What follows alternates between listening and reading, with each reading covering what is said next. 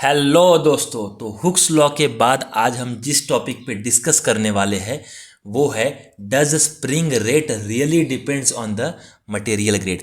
क्या spring constant या spring grade सही में मटेरियल के हिसाब से वैरी होता है या नहीं। एक्चुअली ये कई लोगों का मिसकंसेप्शन होता है कि स्प्रिंग कांस्टेंट जो है वो मटेरियल के हिसाब से बदलता है। तो आप लोगों का भी कोई ओपिनियन रहा होगा इसके ऊपर, तो आप लोग ये वीडियो देखने से पहले आपका क्या ओपिनियन है इस टॉपिक पे, आप इसको कमेंट बॉक्स में ज़रूर कमेंट कर सकते हैं।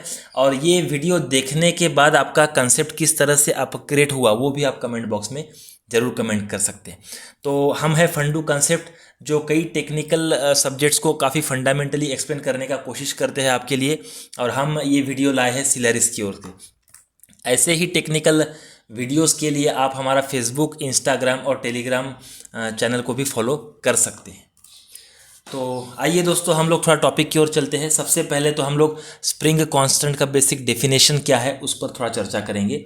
तो स्प्रिंग कांस्टेंट का यहाँ जो सिंपल डेफिनेशन दिया गया है तो वो है कि spring constant is the restoring force exerted by spring to restore the position against the unit displacement.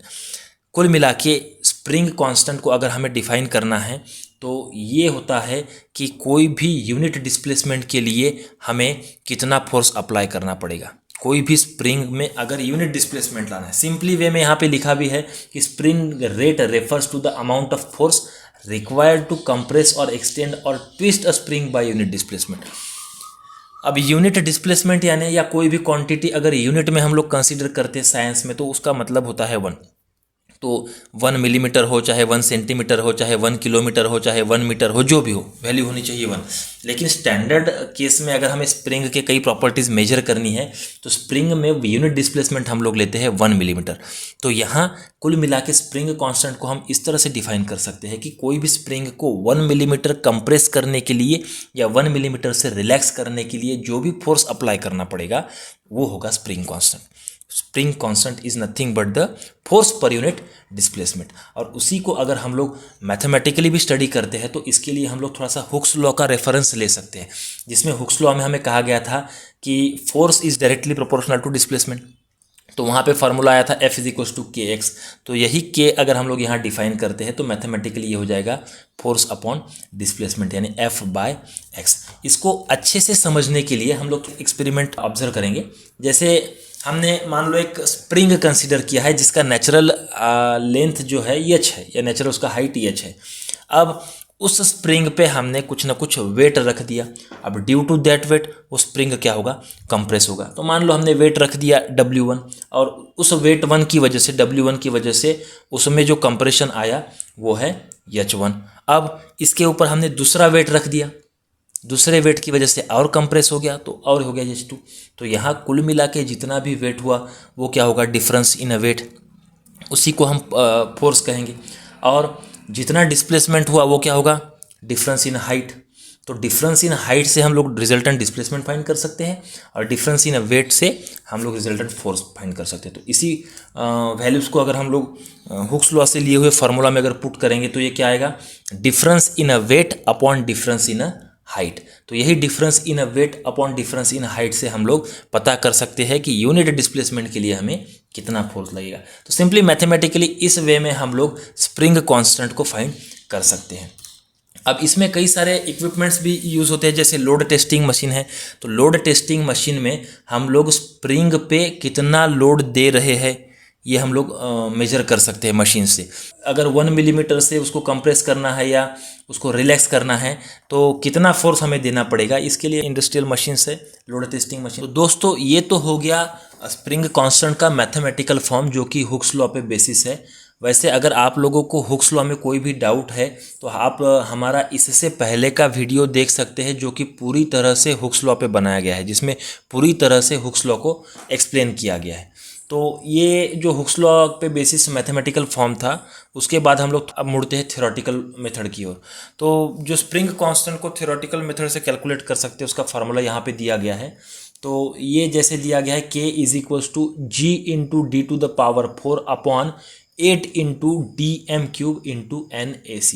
अब इसमें जो भी पैरामीटर्स है उनको डिफाइन किया गया है, जैसे G है मॉडुलस ऑफ रिजिडिटी, D है वायर डायमीटर, DM है मीन डायमीटर ऑफ स्प्रिंग, जैसे यहाँ पे ज्योमेट्रिकली डायग्रामेटिकली एक्सप्लेन किया गया है आउटर डायमीटर और इनर डायमीटर के बीच में मीन डायमीटर किस तरह से आएगा। और साथ ही NAC जो है वो नंबर ऑफ एक्टिव कॉइल्स है। मेनली क्या फैक्टर्स है जिसपे स्प्रिंग कांस्टेंट डिपेंड करता है, तो जैसे यहाँ पे 2 पॉइंट्स हमने बताया है, उसमें पहला है वायर डायमीटर ऑफ स्प्रिंग।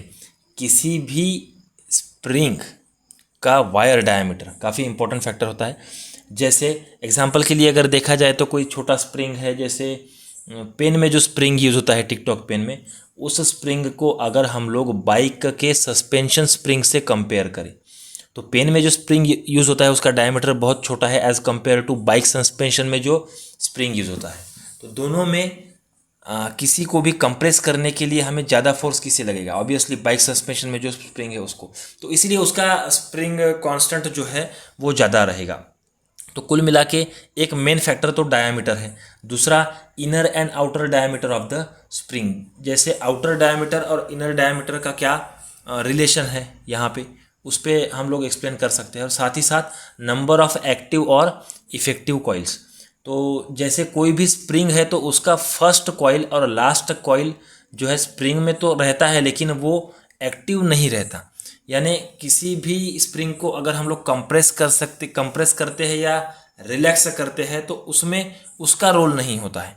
तो फर्स्ट और लास्ट अगर हम लोग कॉइल छोड़ दे तो बीच में के जो कॉइल्स है वो सबको हम एक्टिव कॉइल्स बोल सकते हैं। जैसे यहाँ पे डायग्रामेटिकली 1, 2, 3 और 4 जो बताए गए हैं ये सब जो है एक्टिव कॉइल्स कंसिडर किए जाएंगे। तो इसके बाद जो है हम लोग टॉर्क रेट पे आते हैं।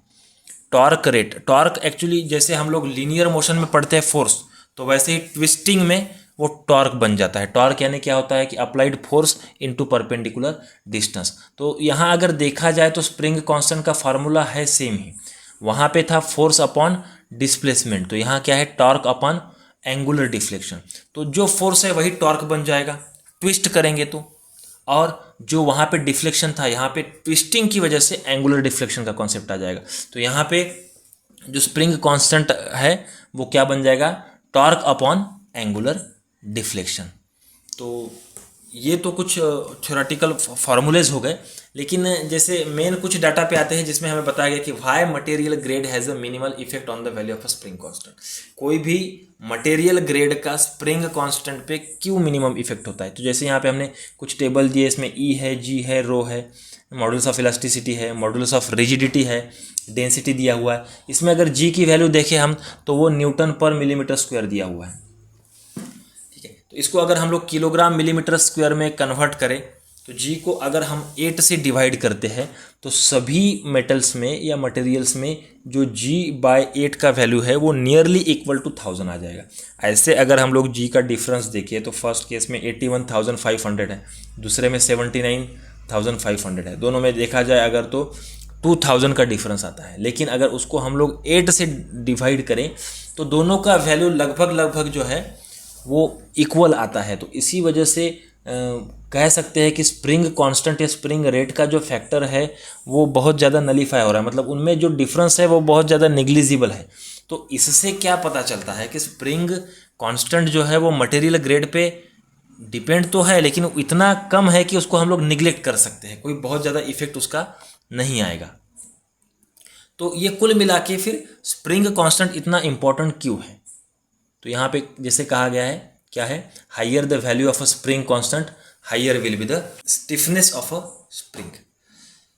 तो किसी भी स्प्रिंग का अगर स्प्रिंग कांस्टेंट ज़्यादा है तो उसका स्टिफनेस ज़्यादा रहेगा, यानी अगर स्प्रिंग कांस्टेंट ज़्यादा है तो उस स्प्रिंग को कंप्रेस करने के लिए या रिलैक्स करने के लिए हमें ज़्यादा फोर्स अप्लाई करना पड़ेगा।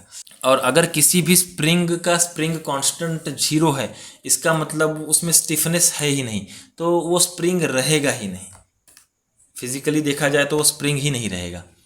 तो पूरे इसके कंक्लूजन में जो पॉइंट्स है कि स्प्रिंग जो है वो primarily material grade pay depend नहीं करता। इसको हम लोग स्प्रिंग रेट भी बोलते हैं, स्टिफनेस कांस्टेंट भी बोलते हैं, स्प्रिंग कांस्टेंट भी बोलते हैं।